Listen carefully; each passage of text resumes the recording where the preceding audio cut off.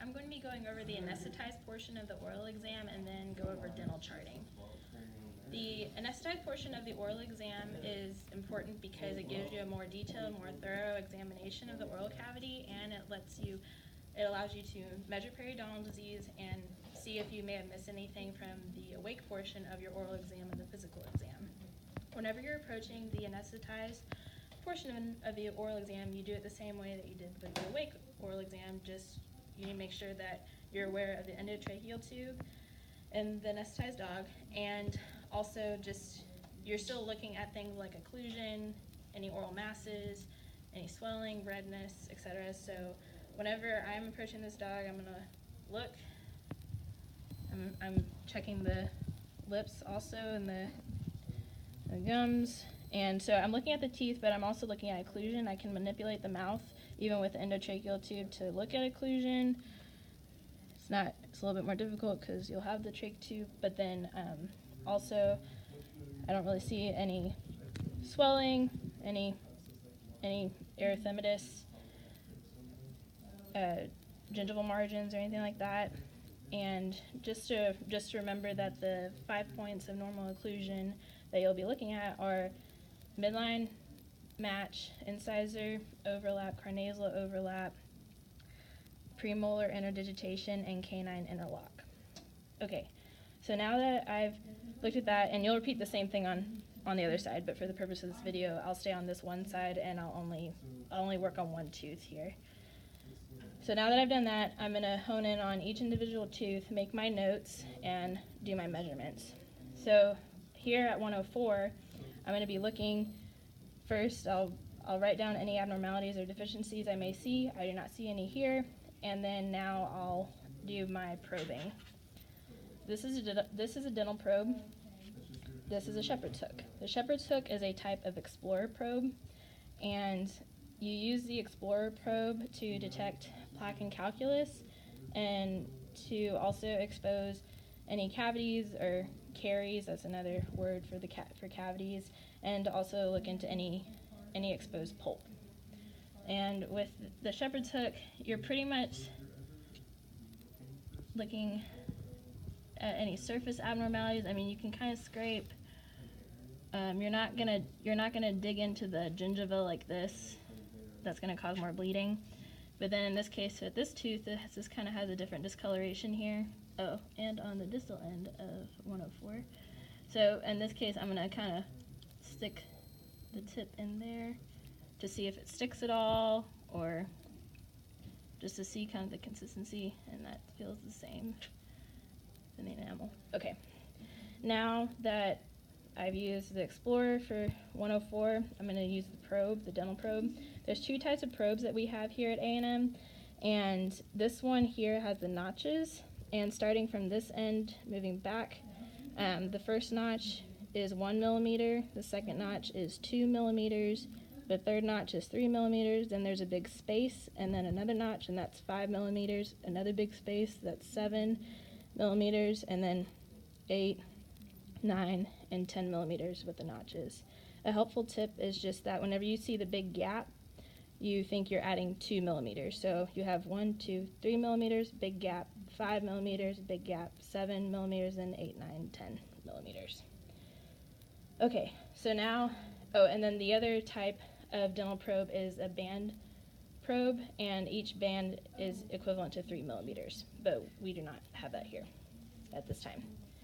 Now, whenever you're using your probe, you want to keep the probe parallel to the long axis of the tooth. So I'm not going to go in like this to measure.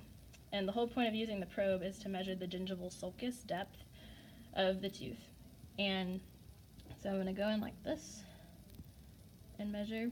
And in a dog, the normal sulcus depth is 1 to 3 millimeters. In a cat, it's less than 0.5 millimeters. So here, go in. That's 3 millimeters, and this was on the buccal aspect. If I go mesial, that's 2 millimeters. Distal, 2 millimeters, and then I'll do lingual. I'll still keep the probe parallel to the long axis of the tooth. That's 2 millimeters.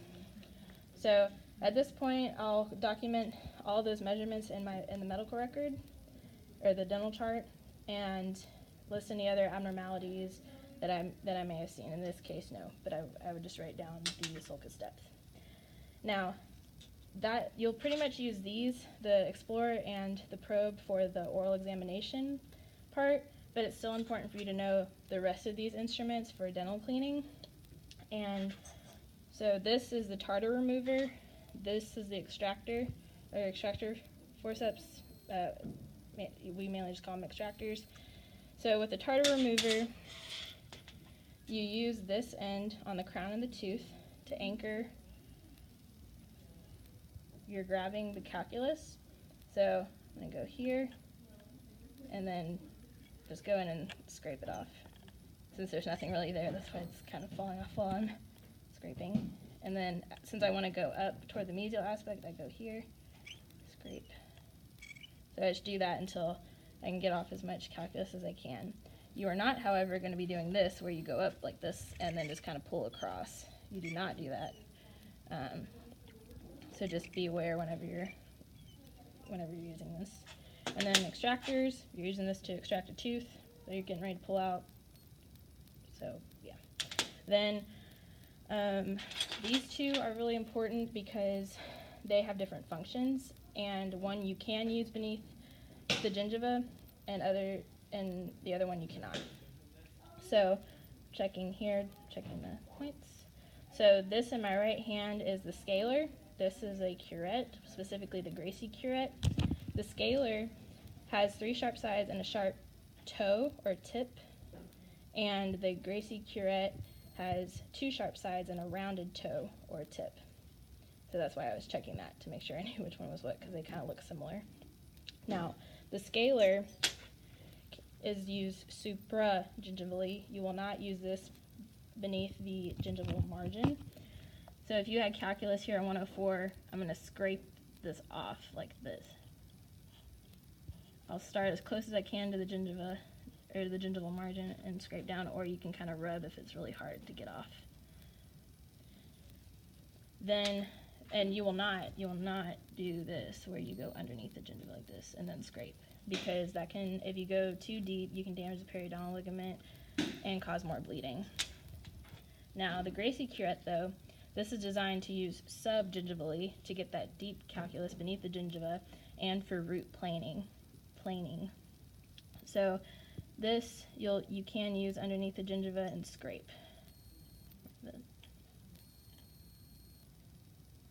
So we'll just do this around the tooth. Then now we have 2 more left. This is the luxator. This is the periosteal elevator. The luxator you use whenever you're extracting teeth, but you use it to cut the periodontal ligament away from the cementum and the alveolar bone. So whenever you're doing this, you want to try to wedge this in here as deep as you can, but you don't want to pry. Like, you don't want to do this or twist it, not with the luxator, because these can have different size tips, and they can fall within the socket if you try to pry too much. And so you just kind of keep pushing in there to try to separate that periodontal ligament away from the cementum and alveolar bone. And then the periosteal elevators, the function's partly in the name. You're elevating the gingiva off the alveolar bone to expose the root of the tooth. So if I wanted to extract 104 here, I'm going to, you can use a scalpel cut first, or you can kind of push up then use a scalpel, but so I'm going to pretty much just keep pushing this to lift the gingiva off the tooth, and then I'm going to use a scalpel to cut this part of the gingiva and create a flap. So I'm just going to keep pushing until I have a flap of mucosa up, and I extract 104, and then I'll have a flap of mucosa left over to suture. Okay, so just to recap though, on the oral exam though, you're going to be using the Explorer and the probe though, if you're not going to be removing any calculus. And the steps I showed for this, you'll repeat for all the other teeth. Now I'm going to talk about dental charting. And what I did here were that these These are pictures from Dr. Ekman's lecture, and I took the tooth number and I described the lesion here as you would on a medical record. Now, everyone has a different way of doing this, but as long as you're consistent, that's important, and you need to be as specific as possible when you're describing the lesion. So you can either just circle the tooth here and then just describe it all here. You can use this up here if you want, if you'd rather circle that. I just put the key abbreviation with this, and I drew where like the fracture was and where the enamel hypoplasia was on the tooth. Like I just kind of drew where the lesion was along that tooth as best as I could. And then in my description though, I said what it was. So for instance, like with 108, I had the fracture, and then I described where that fracture was, like starting along the mesial surface, then working toward like mid 108. And then I've also put gingival erythema, because I know this is black and white, but it was all red right here. And pretty much you're just being as specific as possible using your directional terms of the lesion. And then for instance here, I made sure to say that the enamel hypoplasia was around all aspects of the tooth. It was not just on the buccal or vestibular aspect, and it extended from the apical to mid 304 and not to the coronal aspect. Thank y'all for listening.